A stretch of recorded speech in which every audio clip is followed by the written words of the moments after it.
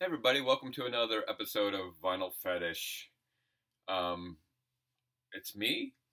Andy is in Mexico right now, so I'm doing this one. I'm doing this one because I gotta talk about Paul. I gotta talk about Paul and the new album, Egypt Station. So I just have to say, I have been buying every new Paul McCartney album, the major studio album, on the day of its release since I was 14, 1978, and I bought this London Town album, which is still sort of a favorite because it's the first Paul McCartney album I bought on the day that it came out. Um, love it. It's a great record. Some people hate it, but I love it. I was working in a record store when Tug of War came out in 1982, the great George Martin produced album. Just sort of, I remember being in tears hearing the song Here Today, his song about John Lennon. 1997, Flaming Pie, brilliant record. Bought it the day it came out, and was just sort of blown away. It was sort of after the Beatles anthology thing about how solid that record was. Um, really, really a great record. Still holds up to this day. 2005, Chaos and Creation in the Backyard, probably his best album of the 2000s. So he releases a lot of stuff, and so he's been kind of promoting this new album, Egypt Station, as something a little bit different than what's out there. And I've been trying not to listen to it because there have been songs and sort of advanced singles that have been coming out, and I know this is how the world works now. You got to let it out in drips and drabs, and have something over here on Facebook and then something over here on Instagram. And I've been trying not to listen to it because the way he's been explaining it is that it's sort of a concept album, and that he sees all the songs kind of hanging together. So I've been purposely trying not to listen to it, even though I've heard a couple of things here and there. There's a great interview with him, Cocker. Jarvis Cocker from Pulp interviewed him in Liverpool a week or so ago, and it's a brilliant interview. And he talks about how he can't compete with the Taylor Swifts of the world; he just doesn't have the legs. But instead of having a bunch of songs, he wants something that's a sort of a cohesive album. So I've been kind of anxiously awaiting the arrival of Egypt Station, and today is the release date. And I'm so excited. He's been sort of everywhere. I mean, this is what happens when you're promoting music now. You're just sort of on every show and everywhere. He's even on the cover of Beatle Fan magazine, the new issue of Beatle Fan. What a coup that Paul McCartney would be on the cover of Beatle Fan magazine.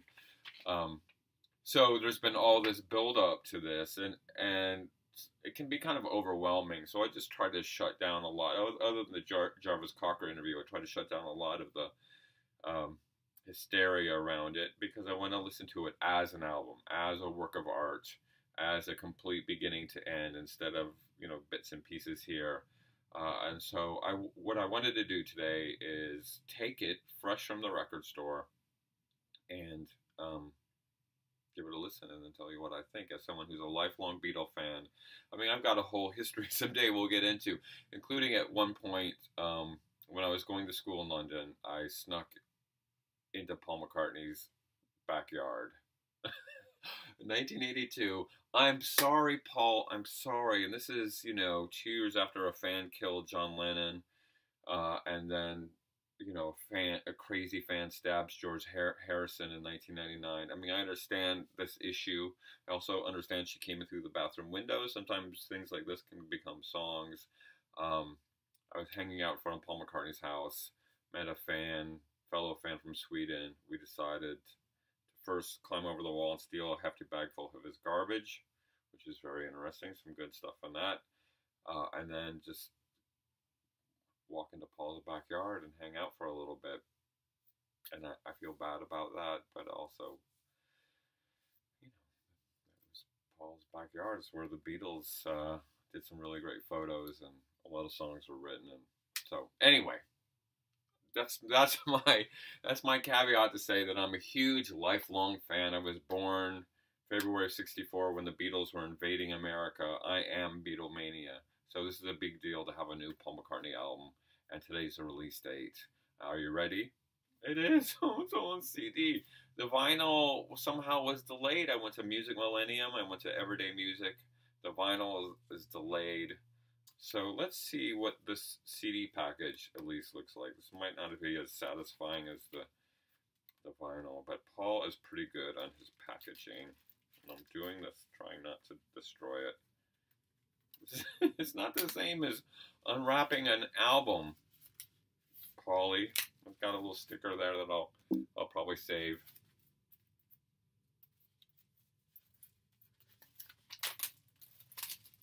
All right, a nice little ribbon around it, I guess. That's sort of sweet. Oh.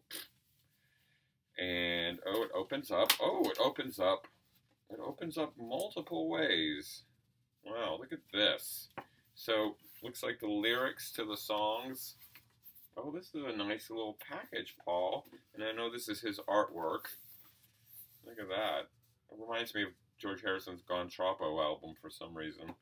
And then we pull out the disc, and it's in this nice little, oh, and also in its own shrink wrap.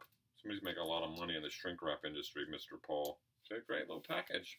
Okay, I'm going to go spin it on the hi-fi and let you know what I think of Paul's Egypt Station momentarily, and hopefully the album will come in.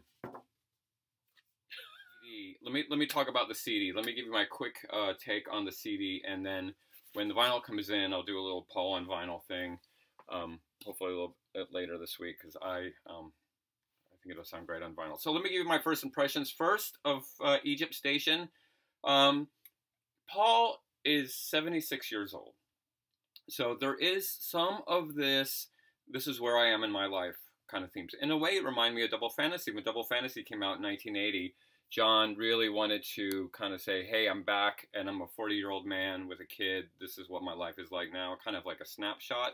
So there is some of that. I'm Paul now, and I've got some perspective, kind of like Memory Almost Full, looking back. There's also lots of playfulness and, kind of excitement and trying to be contemporary. And there's a lot of discussion about some of the sexy themes, and can the 76-year-old man be sexy? Which just seems silly to me. I hope I'm as id-driven as Paul is. When I'm 76 years old, he has a right to be a Randy Scouse git, as I would be if I was from Liverpool.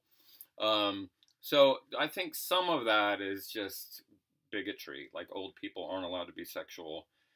He's got a relatively new wife, and he's a rock star. So let him be sexual, if you will. So so it has some of that. It didn't immediately hit me. But since I had to go to Target, I put it in the car and listened to it again, and it sounded a lot better in the car. I don't know if it's the sonics of it, but it really sounded good. You get a chance to listen to the words a little more when you're driving around looking for vinyl. And I really kind of... and I think this is true with a lot of Paul albums. I think a lot of people would say this. The first listen, you're like, and then repeated listens, you start to figure out where those earworms are. You start to figure out where the lyrics intersect with the music. And then all of a sudden, it's your favorite album. I think that's true in a lot of his work at first. I kind of was like, meh. And then later, I loved it. That was certainly the case with Chaos and Creation in the Backyard. I was just not impressed at first, and now it's one of my favorite albums by him. So I wanted to give you a little rundown of the songs. There's really sort of 13 songs on the normal edition. There is this introduction of a train pulling into a station. It sort of made me think of Sgt. Pepper's when you first hear that sound.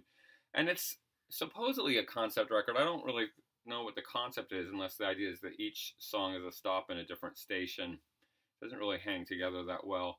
And it starts off with a song that got played called I Don't Know, which is this, Paul being honest about where he is in his life. The longer you live, the less you know. And I think it's a very honest song. It's him. I can imagine he just sort of sat down in front of the piano and wrote it one day without putting a whole lot of thought into it. But yeah, there's a little bit of that vulnerability, which is nice to hear from him. Then it goes into Come On To Me, which is, just like a little hook-driven pop song. Also in the Carpool Karaoke, I think that was the song that they were singing in that. And so it's got a nice little hook. You like it. I might like it later. And then the next song is called Happy With You, which is a great song about where Paul is now, because it talks about how he used to smoke a lot of pot. And now he's just happy hanging out with his wife. I really like that sentiment.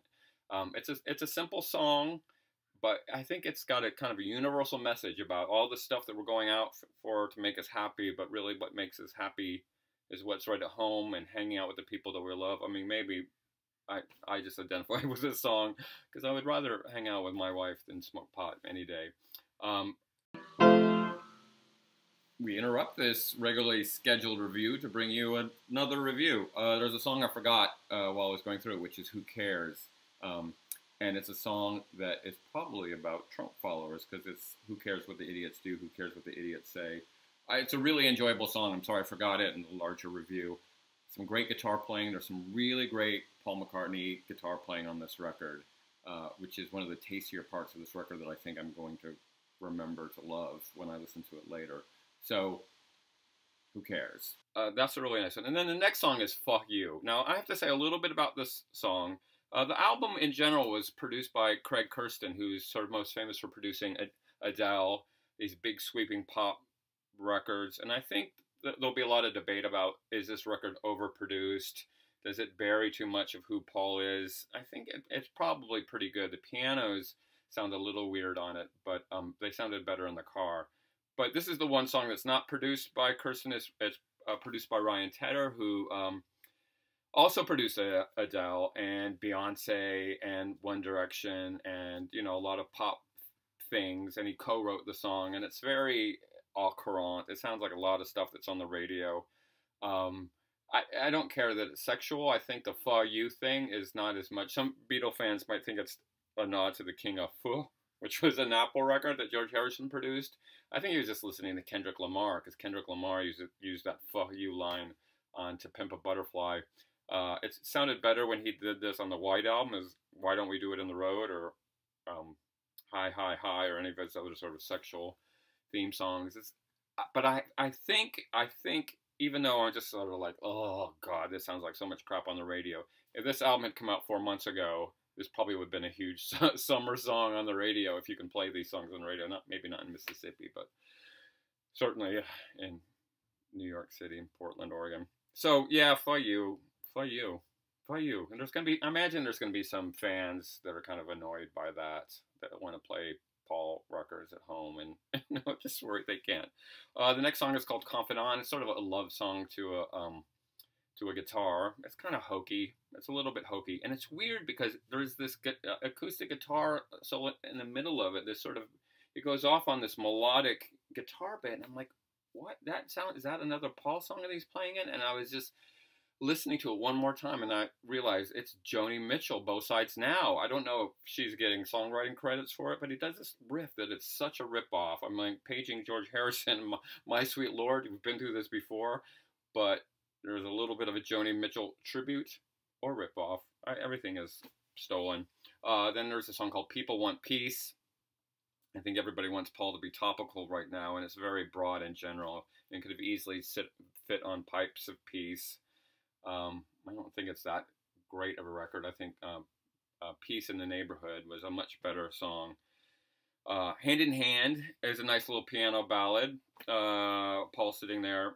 Dominoes is this song. Rolling Stone magazine said this song was a masterpiece, and I just don't get it. It just sounds like another sort of general 2000s Paul song. I'm going to have to give it a few more spins. Maybe it'll sound better on vinyl. I don't really know what Rolling Stone heard in this song. Then the next song is Back in Brazil. There's a little change in gears. We get a little kind of South America in here. And this is really, I would say, an updating of Obla Di Obla Da. It's kind of a ballad of a couple who are supposed to meet in Brazil. And it's just some weird, like they start chanting some Japanese lyrics in them. I don't quite get it, but it's a really fun song, and it really breaks up the record. And I like it when Paul does that because he's really good at doing any genre he wants to. There's a song called Do It Now. I don't even remember that one. I'd have to listen to it again. And then there's a called Caesar Rock, which is just a jam. It's just a studio jam, and it sounds a lot like the Fireman record that he last did, the third Fireman record, which is fun. It's got a lot of guitars, and his voice is really raspy and good. And then towards the end of the record, there's a song called Despite Repeated Warnings. This is the song. This is the song, if you can make it through all the other stuff, this is the song that will mark this record. It's an epic piece, the way he likes to string little pieces together, very reminiscent of Band on the Run, how they're like different little songs in one song. It's obviously about not just the environment, but about Donald Trump. There is this this sort of sweeping notion that we're going over a cliff and we need to do something. We need to stop this guy. And all the pieces are so good in it. And I was a little annoyed by the kind of synthy keyboard, because I really think that should always be horns. Horns always sound better than that. Paul kind of does that synthy key all the way through the 80s, that little synthy keyboard thing, like, and coming up and stuff. But in the car, it sounded much better. And this is a, you know, it's like 7 minutes long. It's worth the listen if you just want to listen to this one song, despite repeated warnings. Yeah, listen to that song, man. It's just like classic Wings Paul. I'm so glad that there's one song on this album that I'm just like, yes, yes, yes, yes. This is what I want from Paul McCartney. I want something that is about what's going on in the world, but is also about his ability to create a sonic landscape and pull us along for the ride, literally like ride with the captain into this storm that we're heading in. Amazing, amazing, amazing, amazing. I've already played that one like 7 times. And then we were back on the train station. So like the beginning and the end, I guess. The ride is over, but then there's a coda, which is another kind of long suite called Hunt You Down, Naked, See, Link. I was naked since the day I was born. And there's some really good rock bits in this, too. It's another attempt. Probably had some leftover songs and just squeezed them all into this little suite at the end, which is really sweet. It's a sweet, sweet. So it ends really strong. I mean, I think the last part of the record, it's really starting with Back in Brazil. It's just really, really strong. The first part, you know, is for the radio play, but the second part. And then there's this larger discussion about, you know, are albums too long when we have things on CD? I think on vinyl this is probably two records. This album I think is like 60 minutes or something. I'll let you know. But there's definitely some songs that could have been dropped to make this a more tight record. But he puts out a record every 5 years or so. I mean, this is the first record since New in 2013, so 5 years. So, you know, he's got a lot of stuff he wants to put out. I kind of understand it. But I think sometimes a producer can say, hey, let's tighten it down. So every song is just sort of on point. And then if you get it at Target on CD, there's like 2 more songs added to that. I don't even know what they sound like. I'll find out. But generally really good. I would place it in among the better Paul's albums of the 21st century.